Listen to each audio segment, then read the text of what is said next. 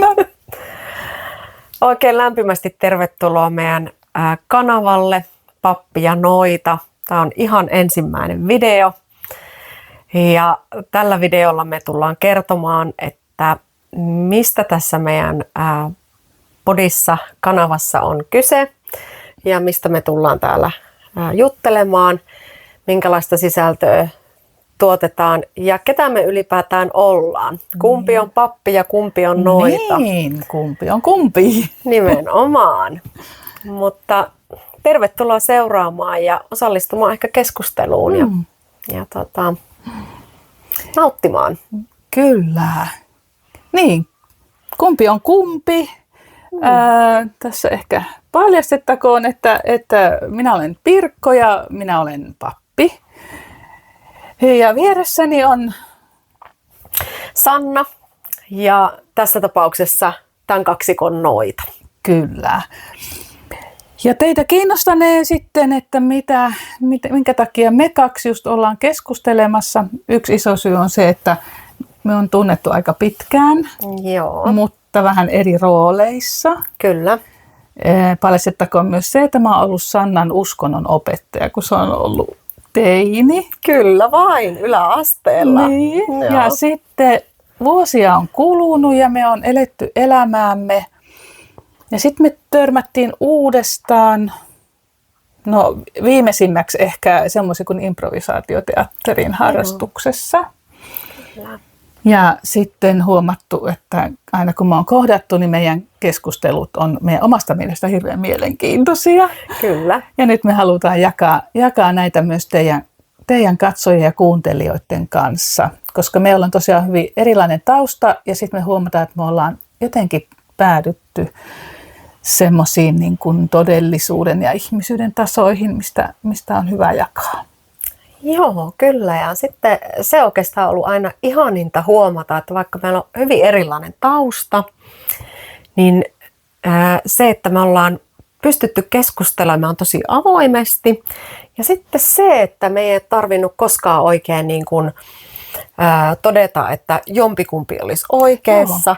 Tai se, että molemmilla voi olla niin kuin annettavaa toisille, huolimatta siitä, että ehkä ollaan jostakin asioista eri mieltä.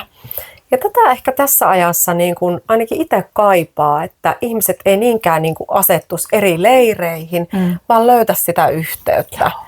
Ja just mitä me ollaan niin kuin keskenämme löydetty, sellainen. Sitä, niin, että rakennetaan siltoja enemmän kuin puretaan niitä. Just näin. Et se on niin kuin aina mielenkiintoista. Kyllä. Ja sitten kuitenkin meidän aiheet tulee olemaan, liittyy henkisyyteen, hengellisyyteen. Ihmisyyden ilmiöihin, todellisuuden moninaisuuden, kaikkea siihen, mikä meitä kiinnostaa. Ja me on huomattu, että aika monia ihmisiä meidän ympärilläkin liikuskelee nyt näissä vesissä, että jos oikein niin kuin komeasti sanotaan, niin musta tuntuu, että ihmiskunta on nyt semmoisessa vaiheessa, että me löydetään toisiamme ja meidän on löydettävä toisiamme, että päästään niin kuin elämään täällä mahdollisimman hyvää elämää. Kyllä, nimenomaan. Ja just se, että kaikesta voi puhua hyvässä hengessä ja ehkä rakentavasti ja oppia toiselta samalla jotakin uutta ja mielenkiintoista. Mutta miksi pappi ja noita? No jos mä kysyn ensin sulta, että mikä tämä noita tarkoittaa sulle? Mitä se on, että sä oot tässä yhteydessä haluat nimittää itse asiassa noidaksi? Kyllä. No täytyy ehkä ensin korostaa, että mä en niin kuin välttämättä halua sitä alleviivata mitenkään erityisesti, että se voisi olla ihan hyvin joku muukin. Se voisi olla vaikka luontouskova, mutta sitten taas toisaalta se uskova ei ehkä niin kuin sovi mulle, niin kuin se ei ole sanana sellainen. Ja sitten taas toisaalta mä oon aina ollut hirveän vaikea laittaa itteeni mihinkään lokeroon. Ja se ei niin kuin tunnu minulta ollenkaan. Mä oon ollut hirveän kiinnostunut ihan nuoresta asti erilaisista uskonnoista, elämänkatsomuksista, filosofioista ja tutkinut niitä. Mutta ehkä sitten noita tässä kohtaa sen takia, että kuitenkin mä koen, että mä oon syvässä yhteydessä tähän luontoon, äitimaahan ja toisaalta sitten taas myös näkymättömään maailmaan, henkiväkeen. Ja sieltä sitten pursuaa kaikenlaista ja muun muassa tämmöinen niin kuin yrteillä parantaminen ja yrttitietoisuus, luonnonhenget, kaikki tämmöinen selvä aistit. Niistä sitten ehkä jossakin jaksossa voidaan puhua enemmän, mutta sen takia mä oon nyt tämmöisen nimen ottanut tähän podiin. Mä en millään tämmöisellä ulkoisella olemuksella viestitä olevani tällainen noita. Joo, ei heti arvaisi. Joo, ei, että mulla ei ole ollut koskaan tärkeää jotenkin niin kuin pukeutua tietyllä tavalla tai muuten koristaa itteeni, että hyvinkin sillä tavalla tavallinen olen siinä suhteessa. Mutta ehkä nämä elementit siellä. Joo, ja mä luulen, että tässä meidän keskusteluissa niin sit palataan aina näihin, mistä vinkkelistä ja kokemuksista. Kyllä. Mutta sitten kerropas sä, Pirkko, että miten tämä pappeus liittyy sinuun? No ihan virallisestihan minä olen luterilaisen kirkon pappi, eli mä oon saanut pappisvihkimyksen vuonna 1997 jo. Ja sitä ennen valmistunut siis yliopistosta teologisesta tiedekunnasta Helsingistä. Eli Suomessa tämä luterilaisen papin tie on tämmöinen niin kuin korkeakoulutie tavallisesti. Ja sitten olin ensin se uskonnonopettaja ja se oli aika ihana ammatti, mutta omalla tavallaan sitten myös raskas. Ja sitten kuulostelin sitä, että kun usein puhutaan, että papilla on erityinen pappiskutsumus, että onko mulla semmoinen pappiskutsumus. Mutta sitten tuli tilanne, jossa niin kun kotiseurakunnasta vapautui paikka ja sitten mä lähdin kyselemään. Se pitää meidän kirkossa käydä niin kuin piispan juttusilla ja kävin meidän hippakunnan piispan juttusilla ja seurakunnan pitää sitten kutsua, eli puoltaa, että tämä henkilö tulisi papiksi siihen seurakuntaan. Ja sitten kun se on selvää, että mulla on joku virka, mihin mä menen papiksi, niin sitten vihitään papiksi. Ja minut tosiaan vihittiin vuonna itse asiassa 96 jouluna ja 97 aloitin sitten seurakuntapappina. Eli mä olen ihan virallisesti pappi, ja jos sitä pukeutumisesta puhutaan, niin tämä papin tunnus, mulla ei ole sitä nyt päällä, mä siitä tarkemmin varmaan kerron. Mutta siis tämähän on tämmöinen kesäversio, tämmöinen bambupaita. Ja tämän kantaminen ja pukeminen, tämä on aika vahva symboli. Että vaikka tämä on ihan vaan tavallinen vaate, ja itse asiassa paljastettakoon, että niin sanottu sokeripala on tämmöinen niin muoviläpyskä, jolla on tehty sellaiset kolot tänne paidan sisään, että sitten sen voi sinne laittaa. Puhutaan sokeripalapaidasta ja tällä on pitkä historia jostain hovivaatteesta valkokauluksiseen lipeeripaitaan, niin sitten lopulta tämmöiseen, mistä näkyy vaan tämmöinen. Okei, mielenkiintoista. Ja itse asiassa tässä vaiheessa olisi ihan hauska kuulla, että minkälaisia tuntemuksia tai ajatuksia, Sanna, sulla herää, kun sä näet tämmöisessä papin tunnuksessa jonkun?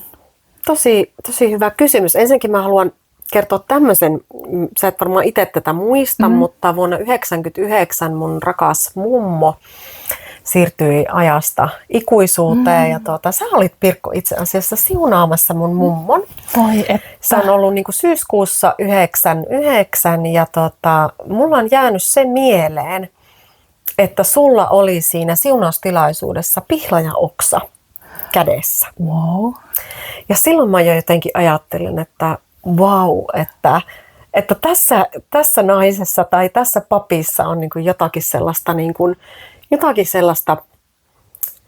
en mä tiedä erikoista, mutta piirrettä, joka niin kuin kiehtoo minua. Että sä ihan selkeästi halusit tuoda sen luonnon siihen jollain tavalla ja sillä oli joku symboli siinä hetkessä.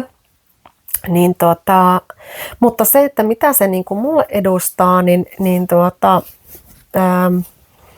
joo, kyllä siihen liittyy tietysti kaikenlaisia mielikuvia, mutta ehkä just se, että vaikka on tutustunut sinuun, niin on niin kuin muuttanut sitä mielikuvaa sillä tavalla, että semmoisesta niin kuin ehkä jäykästä ammatin harjoittajasta tai tämmöisestä viran edustajasta kyllä, niin vähän toisenlaiseen suuntaan. Mutta, joo, toi on ihana muistikuva. Mä en muista, nyt häivähti vähän se pihlajanoksa. Joo. Mä oon siis ollut ihan tavallinen seurakuntapappi, eli tämmöisen kirkonkylän pappi yli 20 vuotta ja hetken aikaa vähän isommalla paikkakunnalla.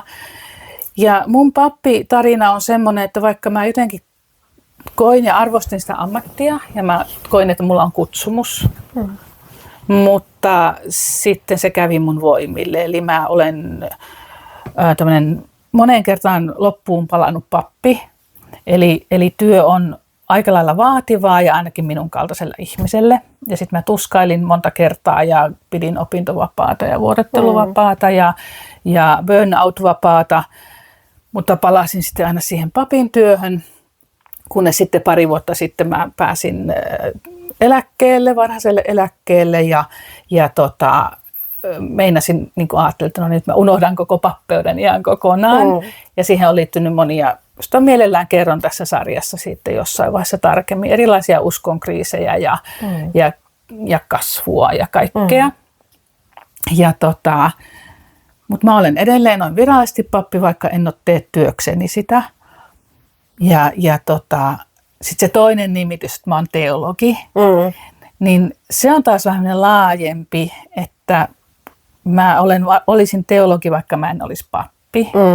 Eli minuakin on, niin kuin sä sanoit, että se on pienestä lähti kiinnostunut jotenkin henkimaailma ja hengellisyys ja semmoinen joku. Niin mä oon taas kasvanut kristityssä kodissa, jossa se kristillinen sanasto niin kuin antoi kehykset sille mun kokemukselle. Mutta mä tunnistan myös sen, että mun varhaisimmat kanssakäymiset Jumalasta on puunlatvassa pienenä tyttönä. Mulla oli tietty paikka, johon mä kiipesin. Mä olin lähellä taivasta ja jotenkin niin kuin täysin luontevasti niin kuin kommunikoin Jumalan kanssa. Ja nyt koen, että on semmoinen elämänvaihe, että jollain tavalla ehkä on palannut siihen ja nyt sitten moni kysymys on saanut niin kuin, monta asiaa on tapahtunut tässä välissä. Kyllä, joo. Mutta se on muuten jännä, kun sä kerroit tuosta niin kuin lapsuudesta ja tuollaiset varhaiset muistot jo liittyy, koska mulla on se sama, että mä tiedän sen verran, että meillä on hyvin erilaiset myöskin niin kuin taustat, mistä tullaan, mutta se just, että itselläkin on ollut sieltä ihan lapsesta jo semmoinen jotenkin semmoinen tieto siitä korkeammasta ja jonka puoleen voi niin kuin kääntyä. Että se on kyllä mielenkiintoista. Ja niinhän sitä sanotaankin, että lapsella se on jotenkin luonnollisesti, mutta se sitten ehkä se sulkeutuu se yhteys jossakin vaiheessa. Sitten sä, Sanna, kysyit jossakin vaiheessa multa, että olenko mä kristitty. Niin. Tämä on sellainen aihe, jonka mä toivon varmaan ihan jonkun jakson aiheeksi meillä, koska mä olin hetken hiljaa, koska mä voin sanoa olevani kristitty, mutta mä tiedän myös sen, että kristittyjä on hirveän monenlaisia. Ja se kysyjästä riippuu, miten se ottaa mun vastauksen. Niin. Eli kristittyjä on niin kuin eri versioita ja sitten melkein voisi sanoa, että jos olet tavannut yhden kristityn, niin olet tavannut yhden kristityn. Eli joidenkin mielestä en ehkä oikein ole kristitty ja toisten mielestä taas olen ja sitten mulla on kokemusta kristillisyyden versioista, jotka ei ole mulle sopivia. Joo. Eli tämä on tämmöinen monitahoinen juttu. Vähän niin kuin sulla varmaan, että sä oot liikkunut myös monenlaisissa piireissä ja jostakin sen tunnistaa, että hei, tämä nyt ei ollutkaan mun juttu. Joo, joku siinä on. Että mullakin on tosiaan, mä oon lapsena ollut hyvin voimakkaasti tämmöisissä niin kuin uskonnollisissa piireissä mukana ja Siis tarkoitatko sä kristillisissä uskonnollisissa? Joo, tai niin kuin, kyllä, joo, eli tarkemmin niin helluntailaisuuden parissa. Ja mun vanhemmat ei olleet helluntailaisia, mutta mä toista kautta sitten jotenkin eksyin niihin piireihin. Ja lapsena kävin ja olin mukana ja kesäleireillä ja nuorten kerhoissa ja näissä, että sitä kautta on Joo, niin kuin se. joo. Mutta sitten se ei kuitenkaan niin kuin istunut itselle täysin se. Mutta voidaan siitäkin sitten jossakin vaiheessa Aivan. tarkemmin puhua, miksei se istunut ja mitä siellä oli. Mutta joo, haluaisitko Pirkko vielä kertoa, että mitä sä nyt? Joo, sulla on tämä sydänrukous. Niin, ja sydänrukous. Se tulee olemaan yksi aihe varmaankin. Eli yksi, mikä meitä Sannan kanssa yhdistää, niin itse asiassa just ennen tätä aloitusjaksoakin, niin me olimme hiljaisuudessa. Ja me meditoimme. Eli kumpikin varmaan vähän omalla menetelmällä, mutta se on niin kuin ihana kokemus. Kyllä, joo. Juurikin näin.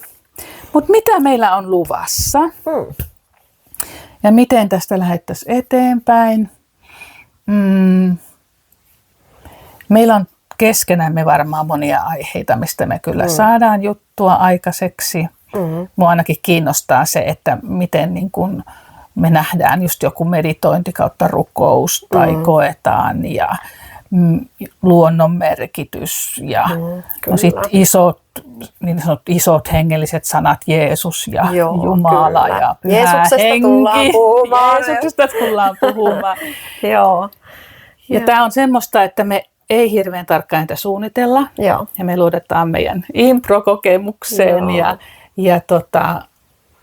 Mutta tätä seuranneet, nähneet, te saatte esittää myös meille toivomuksia. Mistä te haluaisitte näkökulman papilta ja noidalta Kyllä. tähän